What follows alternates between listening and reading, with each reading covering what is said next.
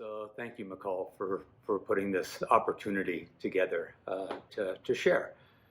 Um, what a beautiful and wild and rocky journey life can be sometimes. So my name is Chess Edwards, and I'm 59 right now. And they say the first 50 years of childhood are the hardest, and that certainly was my experience.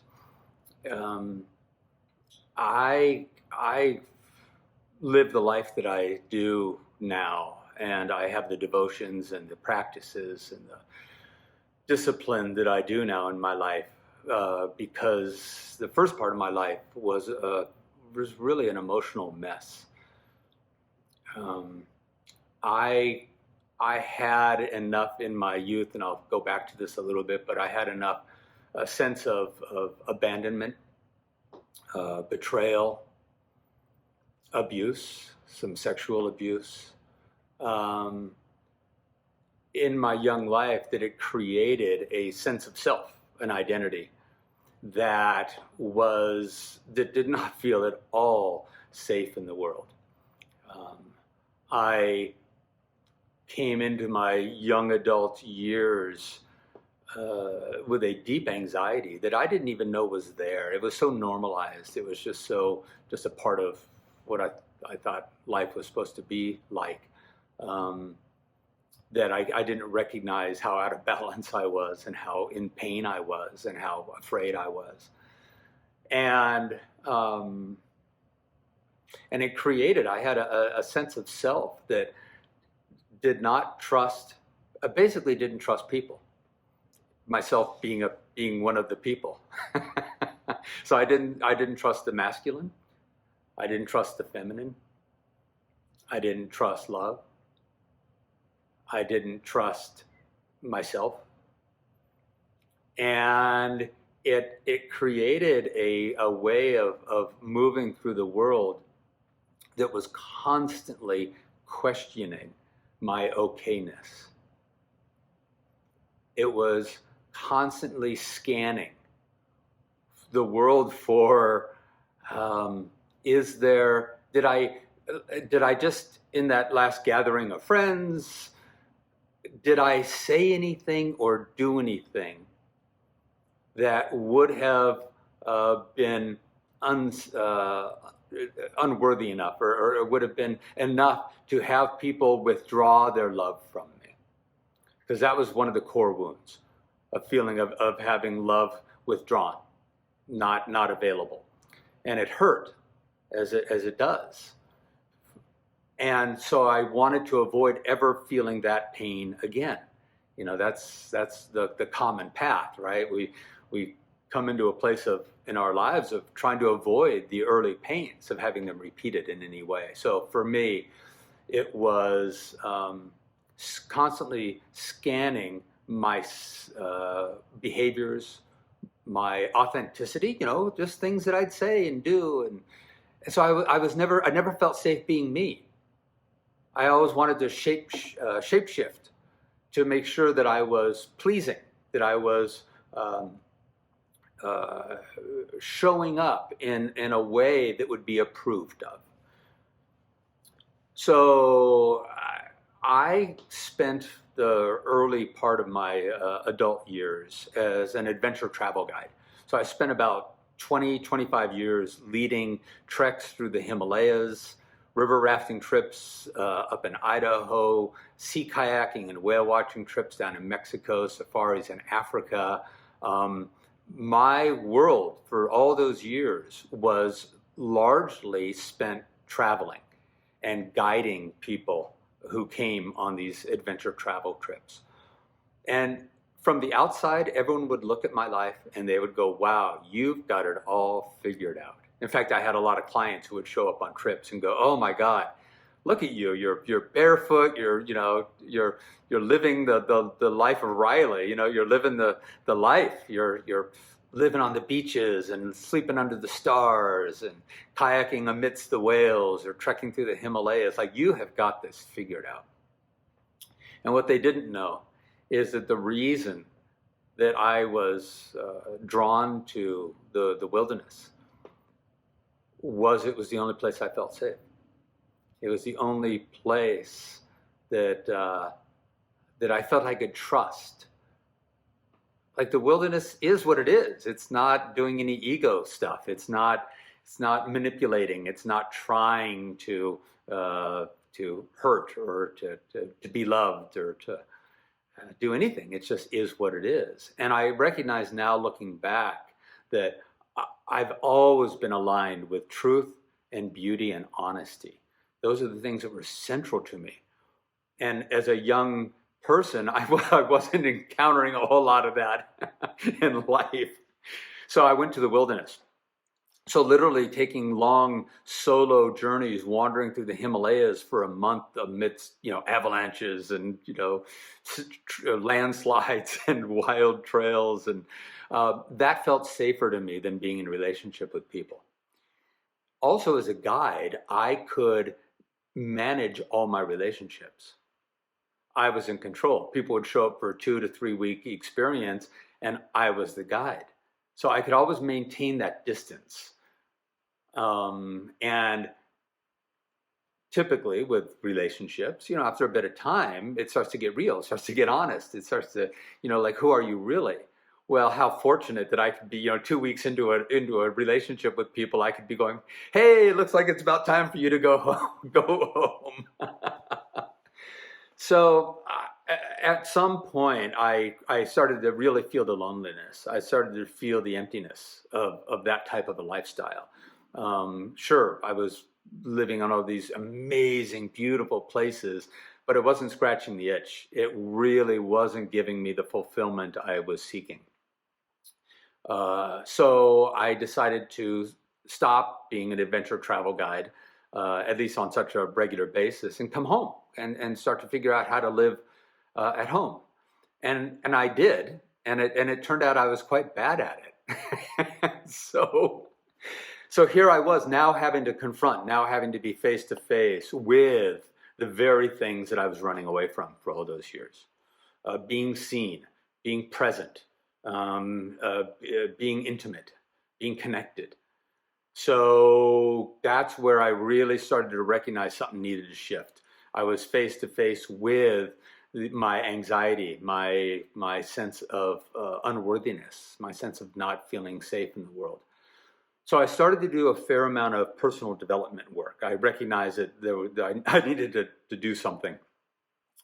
So I attended workshops and gatherings and groups to start to look at the personal development. Who is this person that I've developed, and the development of me as a person? What's gone awry?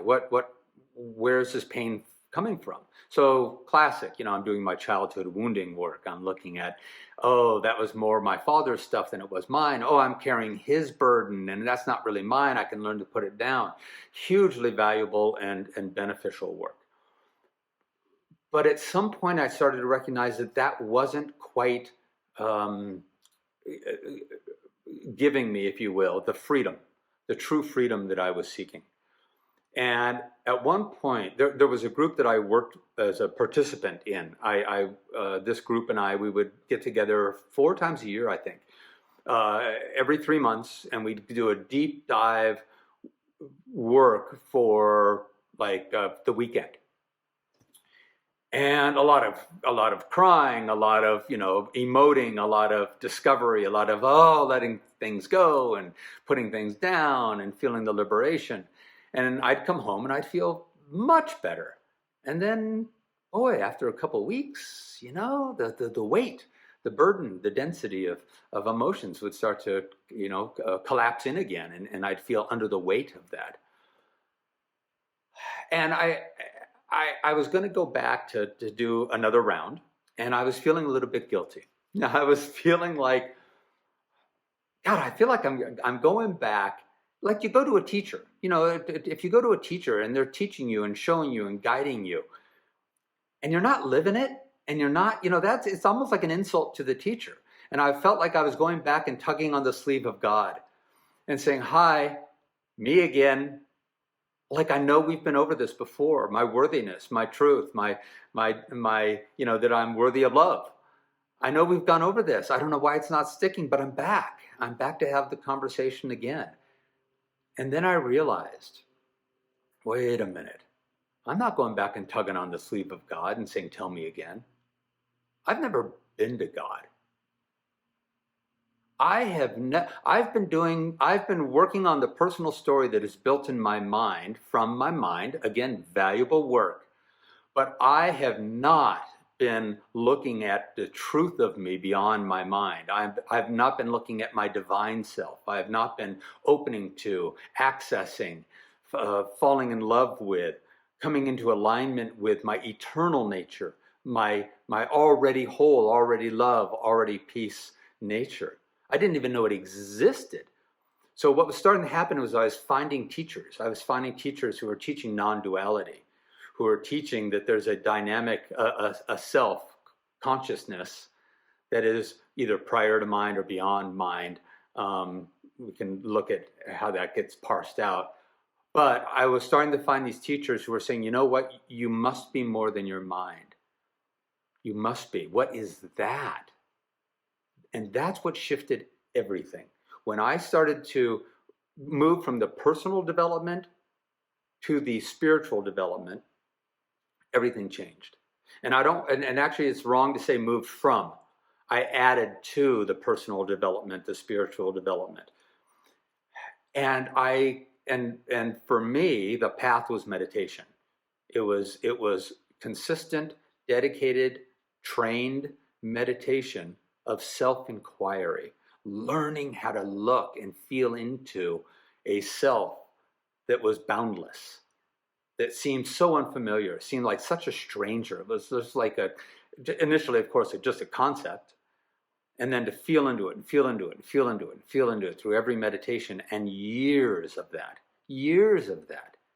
to start to awaken, to embody, to feel a self that was beyond the mind-constructed self. So that's kind of been the journey, basically.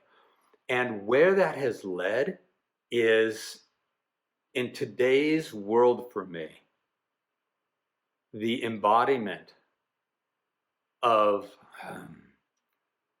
the one vastness, the one consciousness within which all stories come and go, within which all thoughts arise and pass. That oneness, that stability of pure loving awareness is no longer a concept. It is so embodied that it pervades. It doesn't move. It is present all the time now, which is saying quite a bit. It is present all the time, even when I am in a moment of being triggered, when the personal self, when the story of self feels threatened in some way, because there's always more work to be done. When some aspect of my child wounding, which isn't fully healed, when that wound is poked, it's happening within peace. It's this beautiful paradox almost that the peace is unwavering, within which I feel a personal trigger. And there's a little bit of a distance from it. I'm rested in the grace, noticing my humanity. I'm rested in my divinity, noticing the dynamic of an egoic self that is learning to let go, learning to surrender, learning to recognize that the thoughts are just programming, conditioning. But instead of denying them, I can meet them now. So it's almost like a loving parent. One becomes the loving parent to their own child. And as a loving parent, I don't tell my child to go away until they can come back happy. I meet the wounding and I say, come here, come, let me embrace you. This is what, for me, true self-love really is. It's actually resting in the eternal love as that, not just as a concept, but as that, and meeting all the parts of me that are lining up to say, love me, love me, love me. So it is possible. It is with devotion and dedication and patience. Devotion and dedication and patience, and the willingness to not go back to the old ways of trying to be at peace, but to awaken into the peace that we really are, takes years. Not for everyone. It's a rare thing. And Eckhart Tolle, or some of the different teachers, the Nisargadatas and Ramana Maharshis, that they woke up into that reality, and it was just boom. It was just there, which I can tell you for all of them was a very disconcerting experience. But for most of us, it is years of waking up out of the dream of self into the awakened truth of self. It just takes a long time, but it is worth it. It's worth it. So that's my work now. My work is to work as a guide to help people awaken out of the programmed, conditioned dream of self into the actual embodiment of their eternal grace. Yeah. If you like that video, please click that like button down below. As well, subscribe to my channel. That way you'll get notified when I upload new videos. And finally, visit me at my website, chessedwards.com. I've got a link to my website down below in the description. Thank you. I'll see you soon.